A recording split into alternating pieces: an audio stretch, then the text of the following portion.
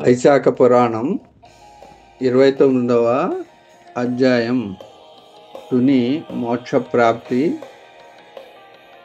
ఒక పాపాత్మికి విమోచన గాథ. వైశాఖ మాసం విశిష్టతను వివరించే వైశాఖ మహత్యంలోని 29వ అధ్యాయంలో ఒక కుక్క రూపంలో పునర్జన్మ పొందిన పాపాత్మకు మోక్షం కలిగిన అద్భుత కథను పేర్కొన్నారు.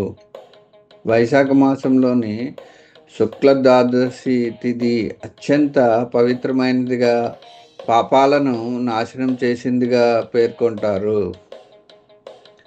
ఈ పవిత్ర రోజున ఈవెన్ ఏ స్మాల్ వర్చుయస్ యాక్ట్ పరమ ఫలదాయకమవుతుంది. ఈ కథ మనకు ధర్మం, పశ్చాత్తాపం, కరుణ వంటి విలువలపై గొప్ప బోధన ఇస్తుంది. వైశాఖ ద్వాదశి యొక్క మహిమ. నారద మహర్షి అంబరీష మహారాజుకు చెప్పిన ప్రకారం వైశాఖ మాసం ద్వాదశి తిథి అపారమైన పవిత్రత కలిగినదిగా చెప్తారు. ఈరోజు ఉదయం స్నానం చేయడమే గంగానదిలో సూర్యగ్రహణ సమయంలో సహస్ర గవదానం చేసిన ఫలాన్ని ఇస్తుంది. తులసి, పానకం, పండ్లు, అక్షతలు వంటి వస్తువులను విష్ణుమూర్తికి సమర్పించడం, పితృదేవతల పూజ, అన్నదానం ఇవన్నీ పుణ్యాన్ని ఇస్తాయి. మాలిని పాప కథ.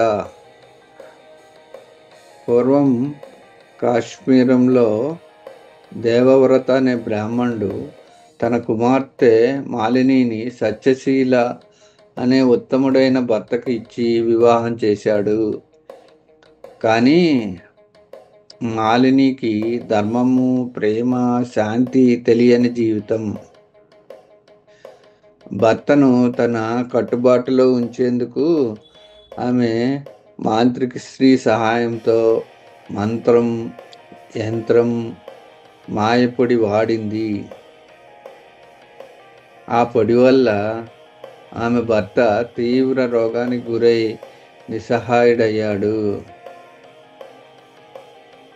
మాలిని తన భార్య ధర్మాన్ని మరిచి అన్య పురుషులతో వ్యభిచార జీవితాన్ని గడిపింది.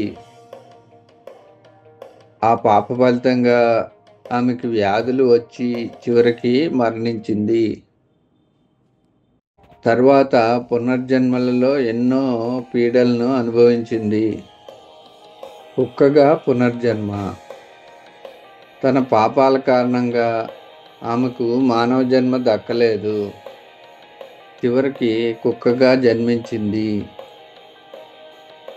సౌవీర దేశంలో పద్మబంధు అనే బ్రాహ్మణుడి ఇంట్లో మాలిని కుక్కగా 30 సంవత్సరాలు జీవించింది. వైశాఖ శుక్ల ద్వాదశి మోక్షానికి మార్గం. ఒక వైశాఖ శుక్ల ద్వాదశి రోజున పద్మబంధు కుమారుడు పుణ్యస్నానం చేసి తులసి చెట్టు వద్ద పాదాలు కడుగుతున్నప్పుడు ఆ పవిత్ర నీరు అక్కడే ఉన్న కుక్క మీద జారిపడింది.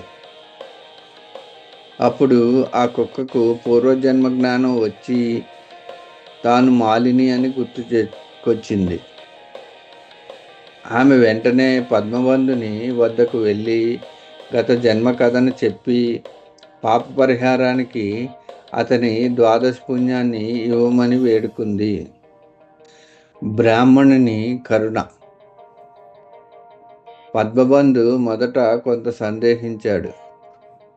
కానీ ఆ కుక్క నిజమైన పశ్చాత్తాపంతో మాట్లాడినప్పుడు అతనికి దయ కలిగింది. ధర్మసూత్రాలను గుర్తు చేసుకుంటూ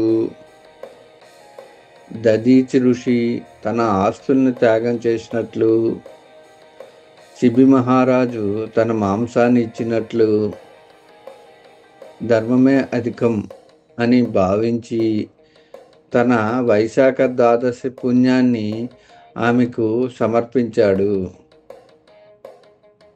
ఆ క్షణంలో ఆ కుక్క తేజోమయ రూపాన్ని ధరించి దేవకన్యలా దర్శనమిచ్చి విష్ణుధామానికి చేరింది. ముగింపు. ఈ గాథ మనకు చెప్పే ముఖ్యమైన విషయాలు: పాపాత్ముడైన నిజమైన పశ్చాత్తాపం ఉంటే విమోచనం సాధ్యం. వైశాఖ ద్వాదశి యొక్క పుణ్యం అత్యంత శక్తివంతమైనదిగా పురాణాలు పేర్కొంటాయి. కరుణ, పుణ్యం పంచడం ధర్మంలో అత్యుత్తమమైన లక్షణాలు. ఈ కథను మన జీవితంలో పాటించి వైశాఖ మాసంలో దానం, జపం, పూజలు భక్తితో ఆచరించాలి. పాప పరిహారం, మోక్షప్రాప్తికి ఇది అద్భుత మార్గం. వైశాఖ పురాణం 29వ అధ్యాయం సమాప్తం. Please like, comment, share and subscribe. Thank you. మీ అభిప్రాయాలు కామెంట్ల రూపంలో తెలియజేయగలరు. Thank you.